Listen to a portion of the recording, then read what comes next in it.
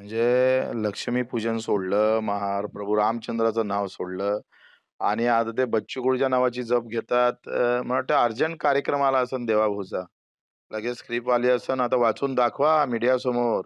बच्चू कडू शेतकरी, मजूर, आमचा दिव्यांग मच्छीमार आणि आमच्या मेंढपाळांसाठी लढताय. तुम्ही आडवे व्हा. आता येणार हे आडवे. त्यांना शेतकरी मजुरांचं काही लेनदेन नाहीये. माझ्या आमदारकीची काय विचार करताय? तुम्ही किती लाचार आहे हो. तुम्ही थोडं बघा. तुम्ही पहिले राष्ट्रवादी काँग्रेसचा पाठिंबा घेतला. माझाही पाठिंबा घेतला होता तुम्ही पहिल्यांदा निवडून यायच्या वेळेस. माझे फोटो लावले होते भातकुलीत आणि विसरले सगळे. आणि लगेच तुम्ही भाजपाचं सत्ता आली तर भाजपाचे पाठिंबा घेऊन लढताय. किती लाचारी असली पाहिजे. बच्चू कडूनं एकाचाही पाठिंबा घेतला नाही आयुष्यात. आणि तुमचा स्वाभिमान पक्ष फक्त नावापुरता आहे.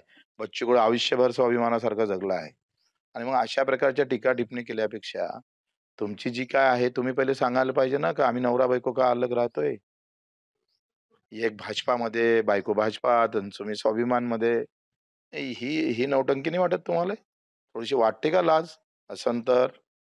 आणि हे फक्त शेतकरी विरोधी आहे तुम्ही. आणि शेतकऱ्यासाठी बोलायला लागल्याबरोबर लगेच कार्यक्रम आल्याबरोबर तुमचं सुरू झालंय. राहिला आमच्या आमदारकीचा प्रश्न. मेल्यावरही आणि मरेपर्यंतही, जिवंत असेपर्यंतही बच्चू कडू कोणाच्या पाठिंब्यानं आमदार होणार नाही. आम्ही स्वतःच्या ताकदीवरच होऊ. तुम्ही जा लाय चाटायला तिकडे.